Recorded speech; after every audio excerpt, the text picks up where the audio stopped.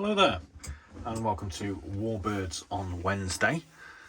My name's Andy, I'm the Novice Modeller, and this is What's in the Box kit review number 307. So there's a few more kit reviews on the channel you can go and have a look at if you like. There'll be a link to something interesting at the end in this space here. So today we're going to have a look at this rather cool, I must admit, HOBBYBOSS US P-61B Black Widow. Probably one of the most awesome names for an aircraft that I can think of, apart from maybe Mosquito. Black Widow, Mosquito, I don't know, Black Widow. It's maybe a little bit better than even Mosquito. So what we're going to do is we're going to have a look at the parts of this rather interesting kit. And we'll have a look at the instructions. And we'll talk about the aircraft, etc, etc, blah-de-blah-de-blah. So first off, let's have a look at this box, because there's something interesting on this. It's easy assemble authentic kit, which means it kind of clicks together, which is pretty cool. And it does actually say wingspan 279 millimeters, which means it's nearly as big as a 30cm ruler. So it's actually quite big. I was kind of surprised when I got it out of the box at just how big this thing is. I measured it against my Dakota, and it's only about 3 centimeters, 4 centimeters less than the wingspan of a Dakota. So we're going to examine what this easy assembly authentic kit's all about, because I've actually taken some parts off the sprues and had a little bit of a play around with it. I've actually seen one of these before, a Spitfire, which I sort of dabbled with quite some time ago. So we'll go through the sprues and then we'll try and put a few bits together, and I'll just show you what this easy assembly thing is all about. But first off, we'll just have a look at the parts. So we've got the main undersurface of the wings and interior of the fuselage here. So we'll have a look at that first off the sprue. So as we can see, it's got a whole load of indented panel lines, a whole load of access points. Let's get this light in. A whole load of access points, and it looks quite nice. Ignore these little bits here, because this is where it's come off the sprue, so obviously needs a little bit of remedial work sort of here and here. So there's a few little dings there around. So there's just a running pass of the underside of the wing. On the interior, we can see we've got this little hexagonal point, which is where it all clips together. And this has detail for some of the interior parts of the cockpit and fuselage. Well, this being the fuselage, obviously. Whoops. So that all looks quite nice. All looks like it should be. On this sprue here, we have a few more parts. Looks like a fin. Some parts of the actual interior, or probably the interior of the engine nacelles, I'm thinking they are. A couple of nice little seats there with arms on them. Can you see them?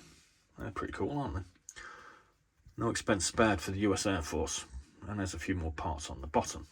And here we get the, also off the sprue, this piece here, which is the undersurface of the fuselage. So you can see this is actually, that's the back section there, and the wings go here. So those two parts out the way. Again, we've got the top half of the wing off. So those little things there, they go on there. Glad to figure that out. And again, we've got loads of nice detail running along the top edge of the wing. And this piece here eventually forms the top of the fuselage. There's a couple of points here, so I'm thinking of something to stick on. So that looks quite nice. What other bits do we get on this sprue here? Here we get the central section for the tail. Lots of nice, clearly defined detail on that. That's the other section. What's that there? I don't know, it's cleaning off. And there's the undersurface of it.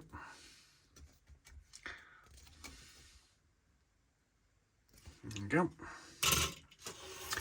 So now we get two slightly different sprues with the booms on, because obviously this is actually a twin boom aircraft, so it's even more cool than most.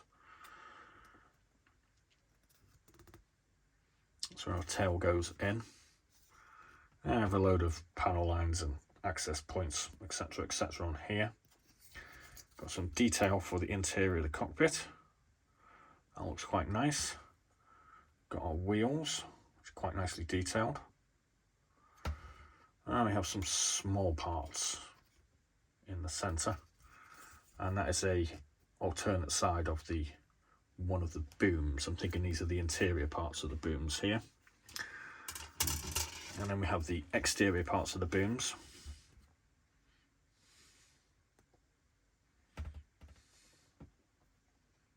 Lots of detail, because you've got some sort of gauze or grating there. Got a wheel struts. I'm not too sure what that bit is. Doesn't matter, does it? This looks like a couple of doors for the wheels, I'm thinking. That's probably the central doors, some detail on the inside as well. Two of these, which is the engine covering and a 4-bladed propeller. Nothing too much going on there. No propellers to build though. So again, we're keeping with this sort of theme of trying to make it as easy as possible. You get 2 sprues that look like this, so you've got some exterior fuel tanks. Not too sure what that is. There's our doors for the engine nacelle wheels. Got an engine here. A couple of little bits there. These are the wing wheels. What is that? That seems to be to do with the wheels, so I'm guessing maybe part of the undercarriage. I think probably. And a few more small parts. Here we have the nose of the beast, and it's got 4 machine guns in the nose as well. Well, 4 machine guns somewhere, not in the nose. Where are they? There's a pod with some machine guns in it. We'll find out where that goes when we look at the instructions. So let's just try putting this easy assembly thing together and see how this works. So we can see here we've got these hexagonal things, and they just clip into there. So obviously this doesn't go together perfectly because I haven't trimmed back any of the excess.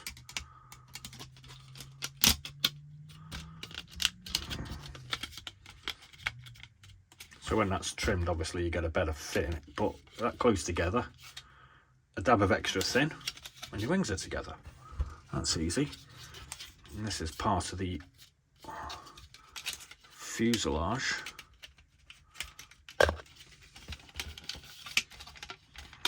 And it just clips together like that. Bit of extra thin, job's your good one. So to confirm, it appears it goes together very easily. So other parts that we've got to have a look at, we've got our clear glaze sections. This is the cockpit canopy, and this is the rear canopy. There's only 2 large pieces of glazing to do with this. There's our little pack. So we get 2 different variants. Aircraft number 239414 and 440. US P-61B Black Widow. Tiny little bit of photo etch, which looks like harnesses to me. And an additional little decal. Not too sure where that goes though. So what else do we get in here? We get a colour sheet showing us how to decal and colour our aircraft. Looks nice.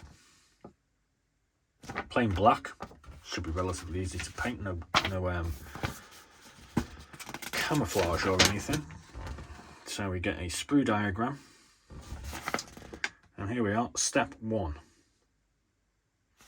So step 1, we're doing our cockpit interior. Various parts going in and together.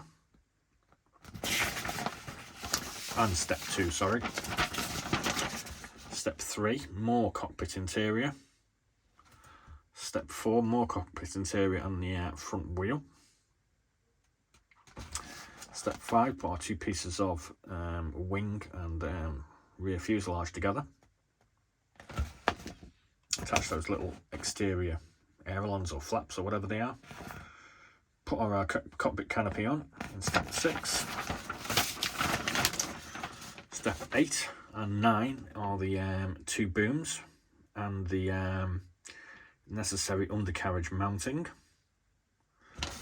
Step 10.